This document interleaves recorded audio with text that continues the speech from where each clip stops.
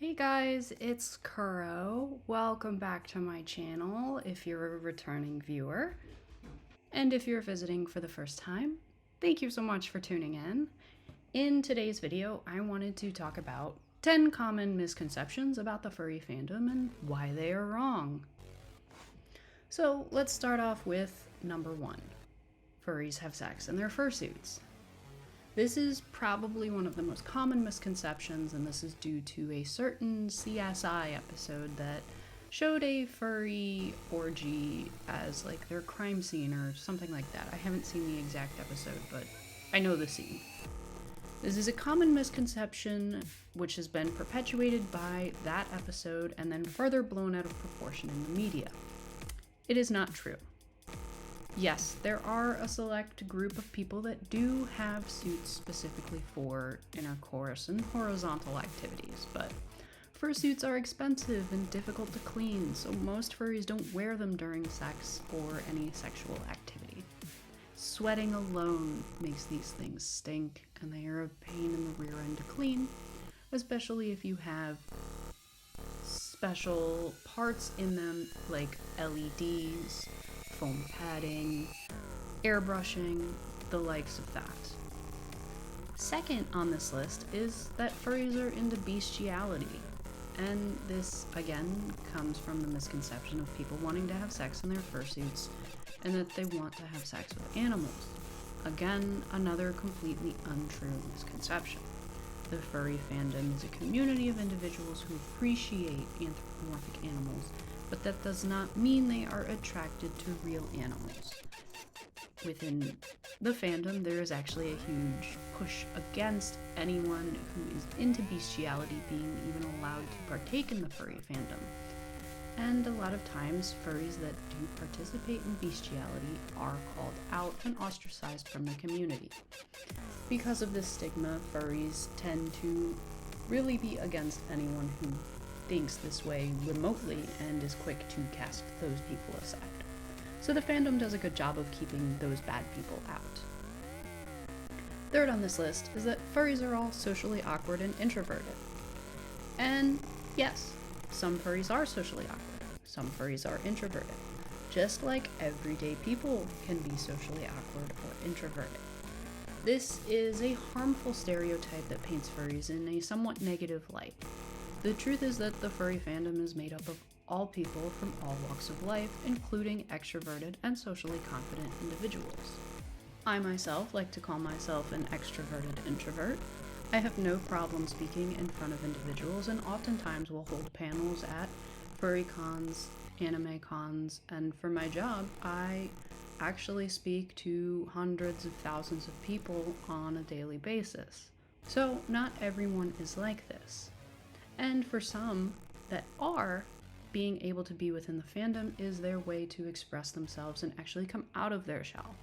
So for many furries, the fandom is actually a fantastic outlet to break them out of their awkward or introverted shells. If we devalue people into introverts and extroverts, there's a 50-50 chance that each person is one of the two. The furry fandom does not have a monopoly on introverts, trust me. Fourth on this list is that furry conventions are just sex parties and orgies. Again, a misconception perpetuated by the media and certain episodes of certain TV shows. Furry conventions are events where furries can come together and share their passion for the fandom through cosplay, costuming, art, dance, music, and other forms of self-expression. Yes, dating does happen. Yes, sex does happen at cons, but it is not all sex parties, drug-fueled events, and orgies galore. Some people do date, some people go there to hook up with others, but majority of the furries within the fandom don't do anything like this. And oftentimes it's between two consenting adults or two consenting individuals, and it's not a giant party. But of course, things get blown out of proportion in the media, and certain activities are sensationalized because it creates traffic for news sources and the likes of that. Fifth misconception is that all furries wear fursuits. Fursuits are actually not the majority of the fandom. Majority of furries don't own a fursuit at all, because fursuits are expensive and not a very practical part of the fandom. They're hot to wear, cumbersome, heavy. It takes a lot of physical strength to wear them for a long or extended period of time. While some furries do enjoy wearing fursuits, the vast majority don't actually own one. Disabilities, vision, breathing problems, all sorts of things might impair someone from wearing a fursuit. So, furries don't always wear fursuits, and you don't have to have a fursuit to be in the fandom. And hey guys, before I get into the next misconception, I wanted to say if you're enjoying this video, please smash that like button and hit the subscribe button if you haven't already, as it does really help me and my channel out. Now let's get on to the next one. 6th on this list is furries only like animals. I don't really know where this one came from because you're interacting with people in animal costumes at these places, so of course furries like people. Some people within the fandom like people more than others. Again, this goes into the introverted and extroverted stereotype and misconception and all that. While the furry fandom is centered around anthropomorphic animals, many furries have other interests outside of the fandom.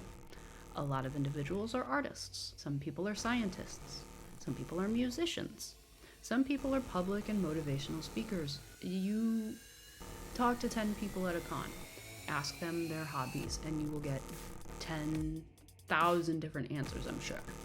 7th on this list is that all furries are a part of the LGBTQ+ community.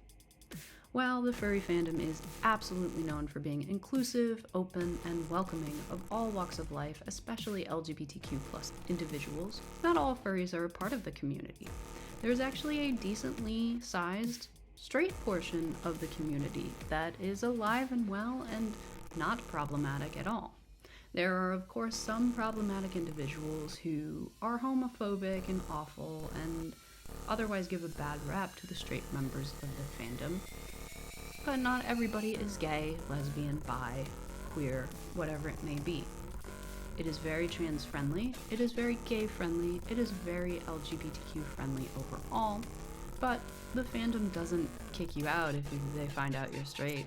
It's just actually one of the communities where being straight is the minority. It's a very unique situation and scenario, but not everyone is gay. Number 8, furry art is all fetish art. Another harmful stereotype, probably perpetuated by the vast amounts of furry porn on the internet. E261 or E21 or whatever that site is, yeah, it definitely exists, but it disregards the immense amount of talent and creativity within the furry fandom's art community that isn't all sexual content. Sure, sex sells, and a lot of artists, to make their money, will draw porn. Sometimes you have to go where the money is. And while there is some fetish art within the fandom, it's what is most sensationalized, and all of the regular, normal, wholesome art is completely swept under the rug and not noticed at all because the fetish art is so shocking and that's what people talk about. It is not representative of all furry art. There is tons of artists that only do wholesome or under PG-13 rated art. So not all art is porn, I promise. Number 9 is furries are in a cult. And really, I honestly don't know where people got this one. I think it's just the spread of misinformation within social media nowadays, but I only just recently started hearing this one, and I saw it on Reddit a lot too, but it was kind of written by the same people who are the incel type MAGA horrible right-wing community. And of course this is untrue. And completely misguided and unfounded, and there's no actual fact of this. Every member of the furry fandom knows that we're not a cult. But the furry fandom is a community, emphasis, community of individuals who share a common interest. But it's not a cult. We are not sacrificing all of the lamb furries to our great Lord and Savior telephone Jeebus or whatever. you know, that's not a thing. 10th misconception on this list is that furries are all into roleplay. While roleplaying is a focal point of a large part of the community, not all furries do enjoy roleplaying. I myself am not into it. I can see why people like it, but I just couldn't get into it. And it's not a requirement of the fandom. Many furries enjoy other forms of self-expression, such as art, writing, cosplay, costuming, dancing, music, the like. There are so many things that you can do. I like to teach. Obviously, my YouTube channel is full of tons of videos on how to make fursuits, how to make friends in the fandom. I like to talk, I like to perform. I will perform in Kuro. I'm not a good dancer, but I'll dance at a rave. I actually make music, so that is a form of self-expression. A lot of furries do, so if you are into roleplay, you don't have to look very hard to find someone who is willing to roleplay with you. So, those are my 10 misconceptions about the furry fandom. Do you agree with these? Was there one that I missed? Let me know in the comments below your thoughts on these and if you have any that you would add to this list.